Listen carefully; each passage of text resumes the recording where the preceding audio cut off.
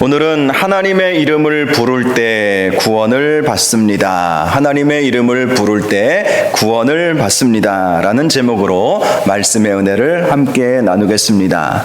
중국 명나라의 유학자요 정치가였던 왕양명이라는 분이 이런 지혜로운 말을 남겨주었습니다. 살아보니 나의 인생에 어려운 것이 4가지가 있더라. 이분이 살아오면서 4가지 어려운 일들이 있었다. 이렇게 말을 해 주었던 것입니다. 그가 말하기를 첫째로 어려운 것은 고생스러운 것이다. 먹을 것도 없고 입을 것도 없을 때 자기 자신을 보니까 참 고생스럽더라 라는 것이었습니다. 그렇죠. 배고픈 것, 헐벗는 것 참으로 견디기가 어렵죠. 바로 이것이 고생스러운 것이었다라는 것입니다. 두 번째로 남에게 냉대 받을 때 고통스럽더라 이렇게 말을 했습니다. 그렇죠. 집안에서든 직장에서든 친구들에게서든 어디서든지 다른 사람들의 환영을 받고 칭찬을 들으면 얼마나 좋겠습니까? 그런데 때로는 냉대받고 무시도 당하고 이러지 않습니까? 겉으로 내색은 안 해도 눈빛만 봐도 알 때도 있죠. 그럴 때 참 고생스럽더라, 참 고통스럽더라 이렇게 말한 것입니다.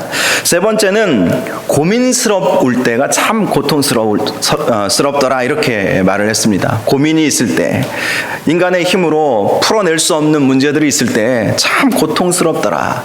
내 힘이 한계가 있고 내 지혜와 지식이 한계가 있다는 것을 느낄 때 그것이 고민이 되니까 참 고통스럽더라 이렇게 말을 했습니다.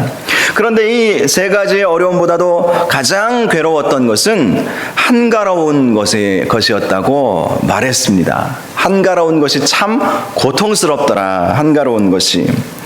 실제로 선원들이 항해 중일 때 가장 위험할 때가 언제인 줄 아십니까? 폭풍우 칠 때 아닙니다. 폭풍우 칠 때는 오히려 더 긴장하고 폭풍우와 싸우기 때문에 오히려 더 안전하고 죽는 일이 없답니다. 긴장하니까. 그런데 평온하고 바람도 불지 않을 때에 가판위를 거닐다가 의외로 물에 빠져 죽는 경우가 많이 있다는 거예요. 긴장하지 않으니까 그런 일들이 벌어지는 것이죠. 그래서 한가로운 것이 참 고통스럽더라. 이런 이야기를 해준 것입니다. 신앙생활도 마찬가지인 것 같습니다. 우리가 여러 가지 어려움들을 우리가 겪고 있지만 이런 어려움들이 결국은 우리의 신앙을 북돋아주고 다시 한번 하나님을 찾게 해주는 기회가 아닌가 생각할 때가 많이 있습니다. 이런 코로나 사태를 겪으면서 처음에는 우리가 우왕좌왕하고 처음에 어떻게 이 대면 예배를 못한다, 교회 못 나온다, 온라인으로 예배 드려야 된다, 온라인으로 예배를 어떻게 드려야 되는지 저도 감을 못 잡겠고 실시간 예배는 또 어떻게 해야 되는지 전혀 개념이 없는 거예요, 저한테도. 그래서 다른 목사님들한테 알아보고 또 다른 교회는 어떻게 하는지 알아보고 제대로 시스템을 갖추려면 미리 또 그런 걸 준비해야 되지만 갑작스럽게 이 일이 닥치지 않았습니까? 누가 이런 일이 벌어질 거라고 알았겠어요? 만약에 내년 6월 달쯤에 코로나가 닥칠 거니까 교회들마다 준비하십시오 하면 어떻게 해서든지 재정 투자해가지고 만들었을 거예요. 근데 갑자기 이런 일들이 벌어지니까 참 우왕좌왕하고 힘들었지만 참 한국 교회는 대단한 것 같습니다. 작은 교회도요, 이제는 실시간으로 예배 다 드려요. 작은 교회도. 이 대전은 그래도 이제 현장 예배가 회복이 되어서 2m 거리두기만 유지하고 또 어느 정도 이렇게 자리 뛰어서 앉으면 예배가 허용되지만 여전히 수도권은 숫자 제한이 있더라고요. 어떤 교회는 30명 이상 예배를 못 드린다고 하더라고요. 본당이 작으면 그 이상 안 되고요. 본당이 좀 크면 한 50명까지 이렇게 예배를 드릴 수 있는 상황까지는 되는 모양이더라고요. 자, 그런데도 한국교회가 좀 발빠르게 대처하고 발빠르게 준비하는 모습들을 보면서 그래도 한국교회가 참 지혜롭다. 이 세상의 변화에 대처하는 능력이 참 빠르고 대단하다. 이것을 느낄 수가 있었습니다. 여러분, 그래요. 여러 가지 어떤 어려움이 오면 정신 차리게 되어 있고 더 깨어 기도하게 되어 있고 더 하나님을 찾게 되어 있지 않겠습니까? 이 코로나 위기를 겪으면서 이때 정말 하나님 앞에 더 나오기를 기도하기를 힘쓰고 예배하기를 힘쓰고 기도하기를 힘쓰는 성도님들은 진짜 믿음 생활 잘하시는 분들입니다. 그런데 이런 상황 속에서 오히려 더 주저앉고 좌절하고 넘어진 김에 쉬어가자 이런 생각이 혹시라도 있다면 처음부터 다시 신앙생활 해야 될지도 모르겠습니다. 정말 진짜 믿음을 가지고 있다면 이럴 때일수록 더 깨어서 기도하고 하나님 찾고 몸부림치지 않겠는가라는 생각을 감출 수가 없는 것이죠. 자, 오늘 본문 이 요엘서 말씀은 위기의 때에 지난주에 우리가 2주 동안 호세아서에 대해서도 살펴보았지만 이 요엘서도 마찬가지예요. 이 위기의 때에 여호와께로 돌아가는 것만이 답이다. 하나님을 전심으로 찾는 것만이 답이다. 성령 충만함을 사모하는 것만이 답이다. 이것을 우리에게 말씀해주고 있습니다. 이 요엘 말씀 1장 1절 우리가 읽지는 않았지만 이 말씀은 부두엘의 아들 요엘에가 임한 말씀이다 라고 말씀을 하고 있어요. 요엘 선지자가 언제 활동했던 선지자였는지 또 이 요엘 말씀이 언제 기록되었는지는 우리가 정확하게 알기가 어렵습니다. 본문에 나와 있지 않기 때문이죠. 이 요엘서에 대한 두 가지 이 시기에 대한 두 가지 학설이 있더라고요. 첫 번째는 남유다 왕국의 8대 왕 요아스 시대에 이 요엘 선지자가 활동했다. 그래서 그때에 이 요엘서를 기록했다라는 학설이 있고요. 반면에 그보다 한참 후인 바벨론 포로기에 이 요엘 선지자가 활동했다. 그때 바벨론 포로로 끌려가 있었던 유다 백성들에게 이 여호와 하나님의 말씀을 증거한 것이다. 이렇게 보는 학자들도 있습니다. 그러나 이 두 시대의 공통점이 있다면 위기의 때였다라는 것이죠. 만일 남유다 요아스 시대였다면 당시에는요, 이 남유다와 북이스라엘이 첨예하게 대립하고 있었던 때예요. 북이스라엘이 최고로 강대했던 때입니다. 그러니 호시탐탐 남유다를 이렇게 침략하고 집어삼키려고 했던 때였던 시대였고요. 시리아를 비롯한 주변 강국도 유다와 대적했던 때였습니다. 또 요아스 왕 말년에는 아람이 쳐들어와서 위기를 겪었던 시대였던 것입니다. 바로 이런 위기를 겪었다라는 것이죠. 당연히 바벨론 포로 시대 때 이 요엘 선지자가 활동했다면 참 그 포로로 끌려가서 그 아픔과 그 시련과 고향에 대한 그리움 때문에 많은 어려움을 겪었을 것은 분명한 것이죠.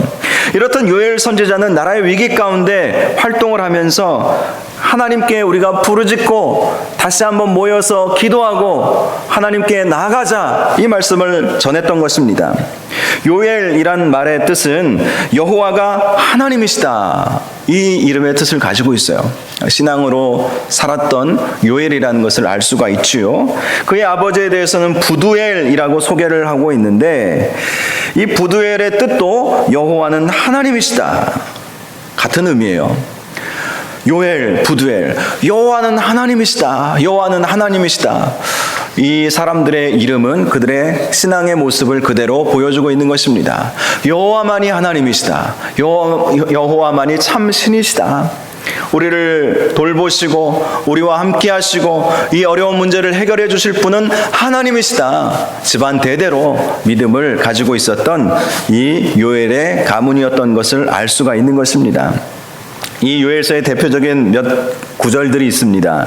요엘서 1장 14절 말씀을 보면 너희는 금식일을 정하고 성회를 소집하여 장로들과 이 땅의 모든 주민들을 너희 하나님 여호와의 성전으로 모으고 여호와께 부르짖을지어다. 위기의 순간을 해결하기 위한 방법으로 금식일을 선포하라. 성회로 모여라. 또 여호와의 성전으로 모아서 여호와께 부르짖자, 기도하자는 것이죠. 만약에 포로기였다면 여호와의 성전은, 예루살렘 성전은 다 회파되었기 때문에 하나님의 백성, 유다 백성들이 모인 곳을 성전으로, 하나님의 임재하심이 있는 곳이 성전 아니겠습니까? 그래서 그렇게 우리가 해석을 할 수가 있는 것입니다. 금식일을 정하자.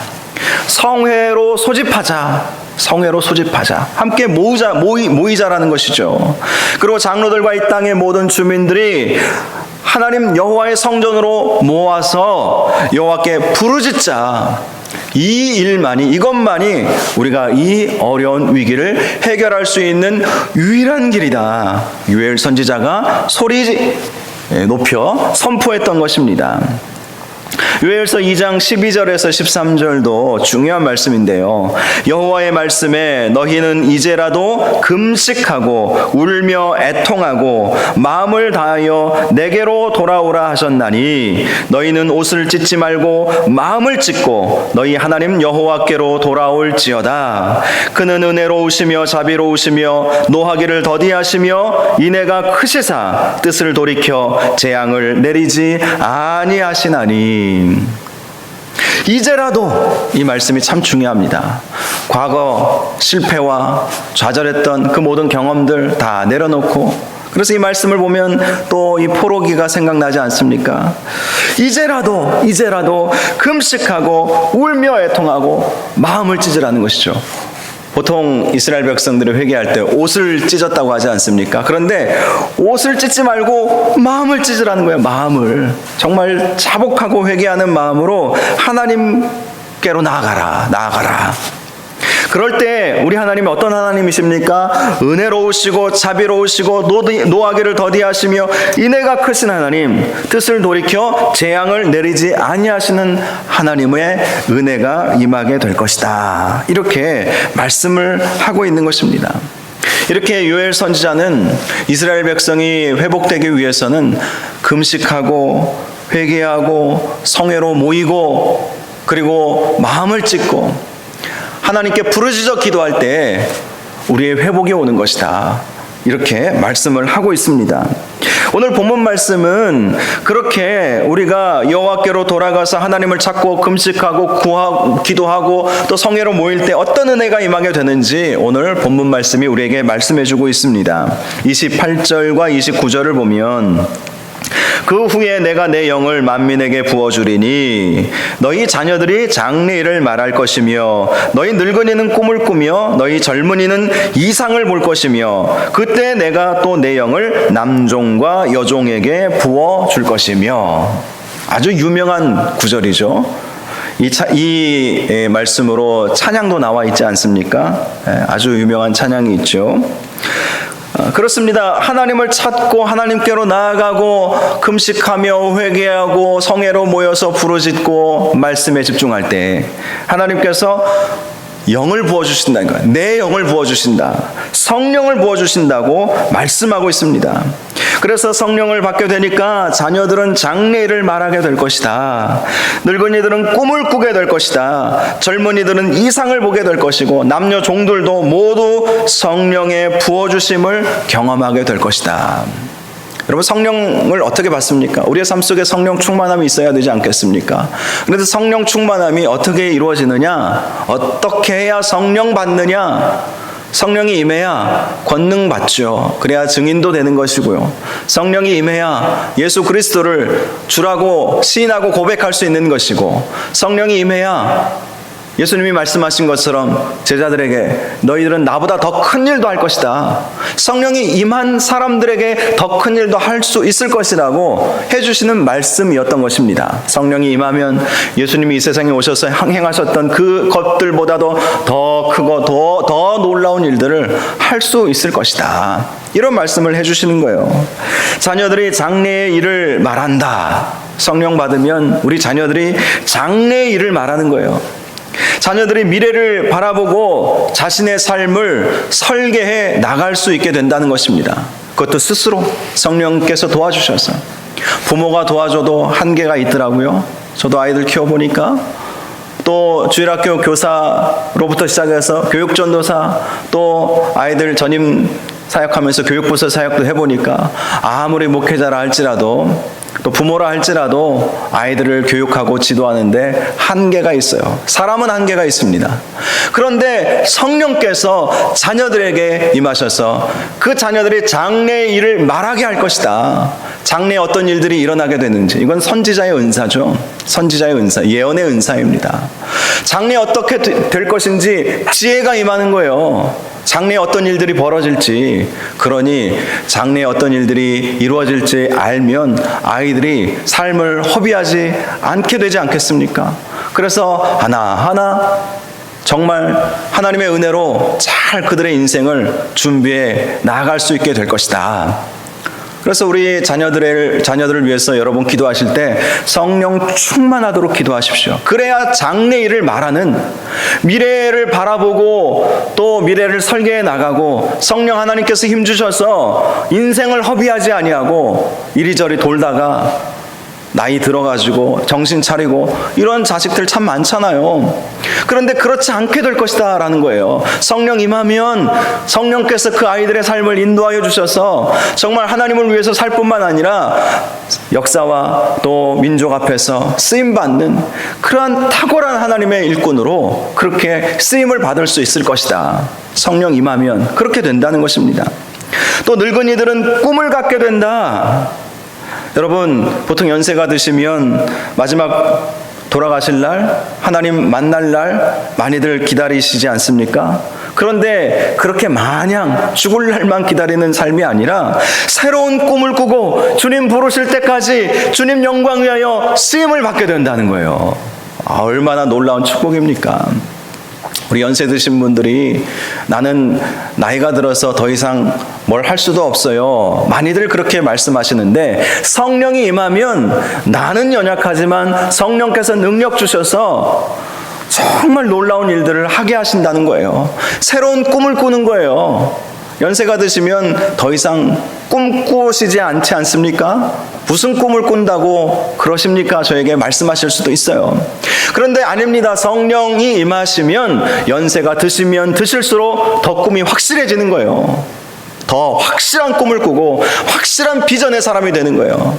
젊은이들만 비전을 꿈꾸는 게 아니라 연세 드신 분들도 하나님께서 나에게 맡겨주신 그 사명과 비전 이루고자 충성을 다할 수 있게 된다. 꿈을 꾸는 거예요. 이루든 이루지 못하든 이루게 된다면 하나님의 은혜로 감사하고 영광 돌려드릴 일이고, 이루지 못한다면 또 이룰 수 있도록 꿈이 있으니까, 하나님이 주신 이 비전이 있으니까 그 꿈을 이룰 수 있도록 많은 사람들을 후원하고 도와주고 그러지 않겠습니까?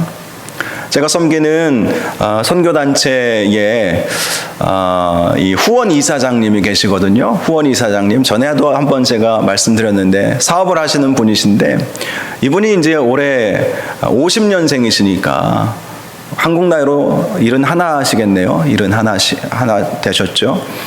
그런데 이분이 열심히 사업을 하시는데 정말 그 사업이 이 코로나 시대에 너무 잘 되신다고 그러더라고요. 너무 잘 되신다고. 이분의 꿈이 무엇인지 아십니까?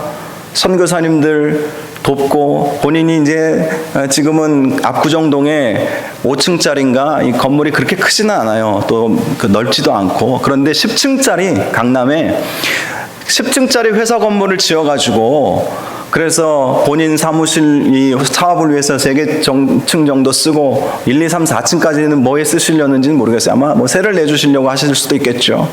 그리고 나머지는 본인 사무실로 또 필요한 대로 본인 사업을 위해서 쓰시고, 나머지 3개층은 은퇴하신 목사님들, 또 잠시 한국에 들어와 계시는 선교사님들, 탈북민들, 북한 선교하시는 분들 마음껏 와서 쉬고 마음껏 와서 한국에 와서 일 보시고 가실 수 있는 선교센터를 만들고 싶다. 그런 비전을 갖고 계시더라고요. 지금 연세가 어떻게 되셨다고요? 71이신데. 그래요. 더 연세가 드신 분들도 얼마든지 그러한 꿈을 꾸실 수 있어요. 성령 충만함이 임하면 꿈을 꾼다니까요. 꿈을. 저와 여러분이 연세가 드실수록 더 꿈이 선명해지시고 꿈을 결단코 놓치지 마시기를 주님의 이름으로 축복합니다. 꿈꾸는 성도들이 많아질 수 있으면 좋겠어요. 이 꿈은 젊은 애들만 꿔라 이런 것이 아니라, 내가 비록 나이가 60이 되고 70이 되고 80이 되었어도 하나님께서 나에게 성령 주시면 새로운 꿈을 꾸고 그 꿈을 이루어 가도록 내가 할 수 있으면 내가 하고, 내가 하고자 하면 하나님이 건강도 주실 것입니다.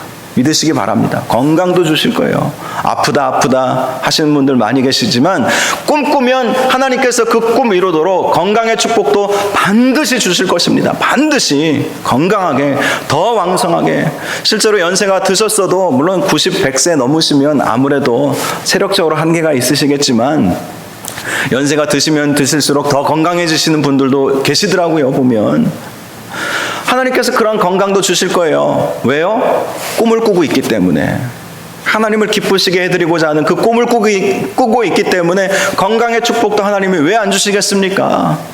설령 건강이 좋지 않아서 내가 하나님이 주신 그 꿈을 온전히 이루지 못한다 할지라도 그 꿈을 누군가가 함께 실현할 수 있도록 내가 가진 꿈, 내가 가진 비전들을 다음 세대 우리 젊은 집사들이 좀 해볼 수 있도록 물심양면 도와주지 않겠습니까? 내가 꿈을 가지고 있으니까. 젊은이들에게만 꿈을 맡기지 말고 말씀 보십시오. 주의 영이 임하면 늙은이들이 꿈을 꾸게 될 것이다. 꿈을 꾸게 될 것이다. 우리 교회뿐만 아니라 지금 한국 교회가 대부분 연세들이 이제 많아지고 있어요. 젊은이들은 교회 잘 안 나오고 그렇다고 저는 희망이 없다고 보지 않습니다. 연세가 드셔도 성령이 임하면 하나님이 주시는 꿈을 꾸고 그 꿈을 이루다 보면 젊은 애들도 따라오게 되어 있는 거예요. 젊은 애들이 왜 이렇게 매가리가 없다고 그렇게 생각하지 마시고 연세 드신 분들이 꿈을 바라보고 꿈을 향해서 나아가고 이러면 젊은이들이 왜 그것을 안 보겠습니까? 안 보는 것 같아도 다 보지 않겠어요? 저는 우리 교회 연세 드신 성도님들이 정말 꿈을 꿨으면 좋겠어요. 인생 마지막까지 꿈을 꿨으면 좋겠어요. 다니엘이 그랬잖아요. 다니엘이. 사도 바울도 그랬고요.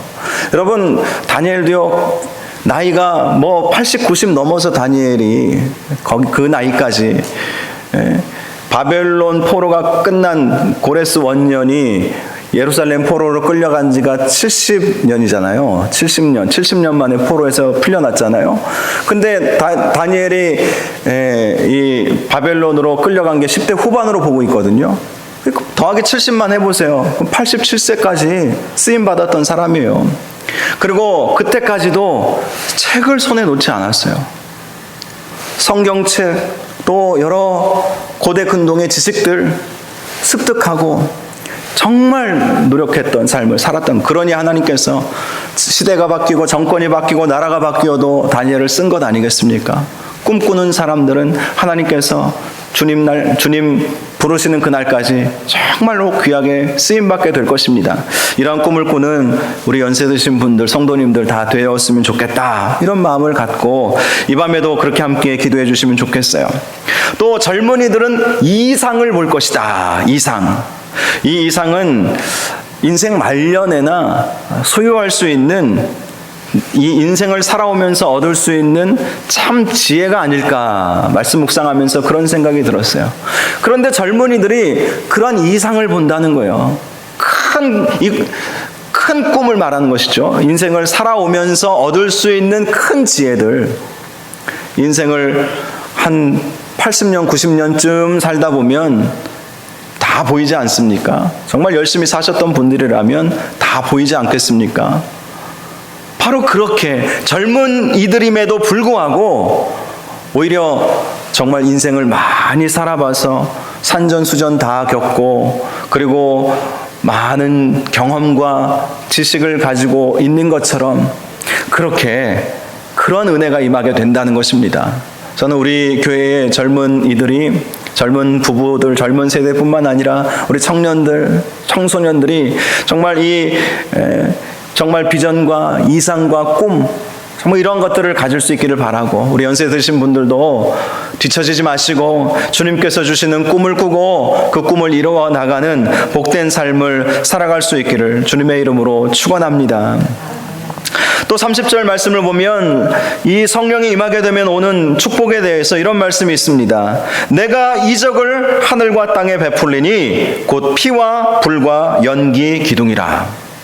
성령이 임하시면 우리의 삶에 기적이 일어난다는 거예요. 기적이. 하늘과 땅에 하나님께서 하나님의 이적을 베풀어 주시겠다라고 말씀을 하셨던 것입니다. 특별히 하나님께서 말씀해 주셨던 이 하늘과 땅에 베풀어지는 기적이 무엇입니까? 피와 불과 연기 기둥이라 라고 말씀하고 있어요. 피하면 생각나는 것이 있죠. 이스라엘이 애굽에서 노예 상태에 있었을 때 그들을 풀어내기 위해서 모세를 통해서 10가지 재앙을 내리시지 않았습니까? 그때 제일 처음 내렸던 재앙이 무엇입니까? 피의 재앙이에요. 나일강이 피가 되도록 피의 재앙. 하나님은 이 피의 재앙을 시작해서 이스라엘 백성의 그 신음소리를 해결하여 주셨던 거예요. 그래서 이 피가 상징하는 것은 우리가 속박되고 노예 신분과 같이 억눌려 있고 우리를 힘들게 하고 고생하게 하는 모든 것들이 풀어지는 역사가 있게 될 것이다. 피의 역사. 성령 임하면 우리를 힘들게 하는 모든 것들이 다 풀어진다는 거예요. 힘들게 하는 마음의 문제도 풀어지고 힘들게 하는 상황들도 다 바뀌어지는 역사가 있게 된다는 것입니다. 또 불과 연기 기둥이 말하는 것은 이스라엘 백성이 40년간 광야 생활을 하지 않았습니까? 그때 하나님께서 낮에는 구름 기둥으로 밤에는 불 기둥으로 보호하여 주셨어요. 바로 그러한 기적을 말하는 거예요. 광야의 기적. 피라고 하는 것은 출애굽의 기적, 또 불과 연기 기둥은 광야의 기적. 광야에서는 어떤 기적을 경험했죠? 하늘에서는 만나가 날마다 내렸죠. 그리고 메추라기 떼를 하나님이 불러 모아 주셔서 고기를 먹게 해주셨죠. 반석에서는 물이 터져나오게 하셔서 그래서 목마르지 않게 해주시지 않았습니까? 의복이 헤어지지 않게 해주시고 발이 부르트지 아니하도록 하나님께서 도와주시는 은혜, 그것이 바로 불과 연기 기둥이 상징하고 있는 기적을 말하는 것입니다. 우리의 삶에 어떠한 어려움이 와도 하나님이 도와주시고 하나님이 피할 길을 열어주시고 하나님께서 일용할 양식을 내려주시고 정말 하나님의 은혜와 하나님의 축복을 받으며 살게 될 것이다. 누가요? 성령 충만함을 받을 때 그러한 삶을 살게 될 것이다 라고 말씀을 해주신 것입니다.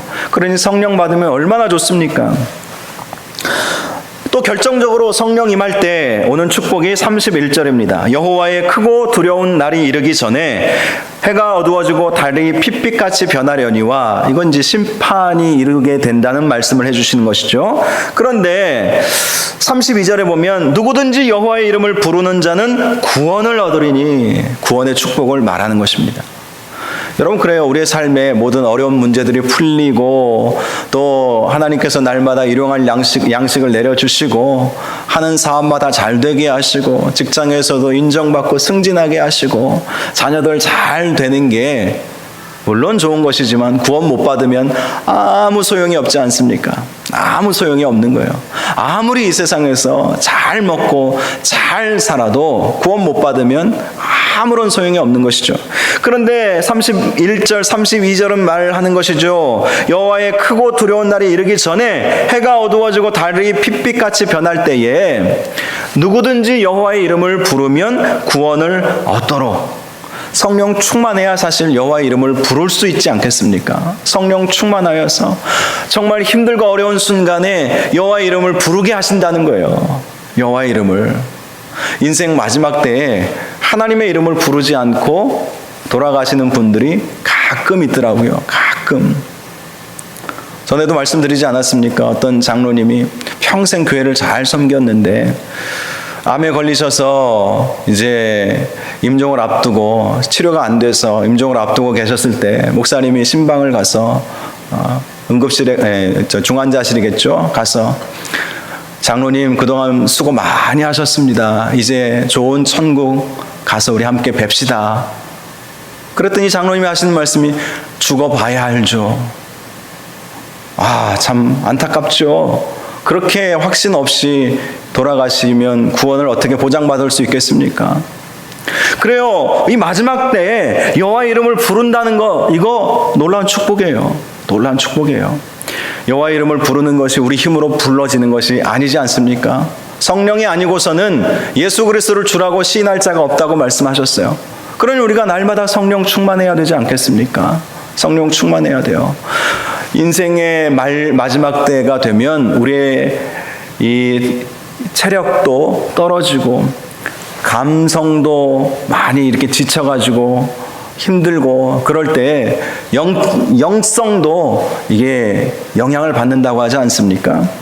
그러나 성령 충만하면 아무리 크고 두려운 날이 이른다 할지라도, 인생의 종말이 오고 예수님이 다시 재림하신다 할지라도 끝까지 우리 주님의 이름을 부르게 될 것입니다.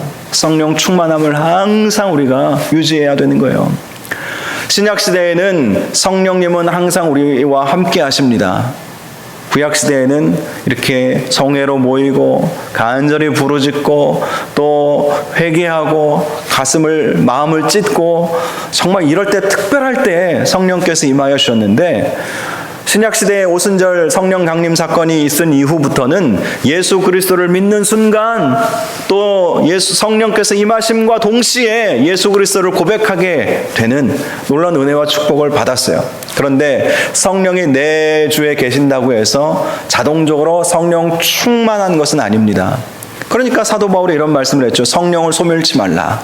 성령님은 우리 안에 계세요. 그런데 성령께서는 마음껏 우리와 함께 역사하기를 원하세요. 그래서 오늘 요엘 선지자에게 주셨던 말씀처럼 자녀들은 장래를 말하게 될 것이고, 늙은이들은 꿈을 꾸게 될 것이고, 젊은이들은 이상을 보게 될 것인데, 성령은 그렇게 인도하기를 원하시는데 성령을 자꾸 누르는 거예요. 성령의 역사하심을 자꾸 못하시게 자꾸 성령께서 마음껏 역사하시도록 우리의 마음과 혼과 영을 다 주님 앞에 올려드리고 말씀과 기도로 무장하면 성령께서 마음껏 역사하실 텐데, 그러면 우리가 정말 이 말씀한 것처럼 우리 자녀들은 정말 장래일을 말하고, 연세 드신 분들은 꿈을 꾸게 되고, 젊은 세대들은 이상을 보게 될 텐데, 그리고 피와 불과 연기 기둥의 그 기적을 경험하게 될 텐데, 성령을 소멸하는 거예요. 소멸한다는 것 자체가 없어지는 것이 아니라 성령께서 우리 가운데 내주에 계시는데 그 성령의 역사하심을 폭발적으로 마음껏 성령께서 나를 쓰시도록 만들어 드려야 하는데 그걸 못하는 거예요. 위축되어 버리고, 이 코로나 시대에 성령께서 마음껏 이길 수 있도록 함께 하고 싶으신데, 역사하고 싶으신데 기도를 해야 말이죠. 말씀 앞으로 나와야 말이죠. 예배 현장에 나와야 말이죠. 그래야 성령 받는데, 오늘 성령 어떻게 받는지 분명히 말씀하고 있지 않습니까? 금식하고 성회로 모이고 그리고 마음을 찢고 여호와께 부르짖어라. 성전에 모여서 여호와께 부르짖어라. 지금처럼 이렇게 코로나가 안정적으로 1단계, 사회적 거리두기 1단계가 되어서 마음껏 예배 드릴 수 있는 상황이 조성되었음에도 불구하고, 은혜 받고 성령 받을 수 있는 기회가 주어졌음에도 불구하고 주님 앞에 온전히 나오지 못하는, 우리를 누르고 있는 무엇인가가 혹시 있다면 여러분 기도하십시오. 성령께서 나를 주장하시기를 바랍니다. 아무리 어렵고 힘든 상황이 와도 성령께서 나를 주장하시고 나를 써주시고, 결코 두려움이나 절망이나 좌절 이런 것에 빠지지 말고, 이럴 때일수록 더 하나님 찾고 하나님 앞에 나아가고 함께 모이기를 힘쓰고 주님의 뜻을 이루어 드리고자 몸부림치면 하나님께서 내 영을 너희에게 부어 주리니, 하나님의 영이 임하심으로 정말 꿈을 꾸게 되고 기적을 맛보게 되고 구원을 얻게 되는 놀라운 역사를 이루어 주시겠다고 우리 주님은 말씀하여 주셨습니다. 이 밤에 우리가 기도할 때 성령 하나님 임하여 주옵소서, 성령 충만함으로 살게 하여 주옵소서. 그래서 우리 자녀들 장래일을 말하게 하여 주시고, 내가 나이가 들었지만 꿈꾸는 인생 되게 하시고, 우리 젊은 세대들 이상을 볼 수 있도록 도와주시고, 우리의 삶에 기적의 역사, 묶였던 것이 풀려지는 역사, 하나님께서 도우시고 물질 축복, 영적 축복 부어주시는 역사 경험케 하여 주시옵소서. 우리 교회가 정말 성령 충만한 공동체 되어서 이 어려운 시기를 잘 이겨나갈 수 있도록, 이 어려운 시기를 어떻게 살아내느냐에 따라서 교회의 미래는 분명히 달라집니다. 그래서 제가 더 몸부림치고 있지 않겠습니까?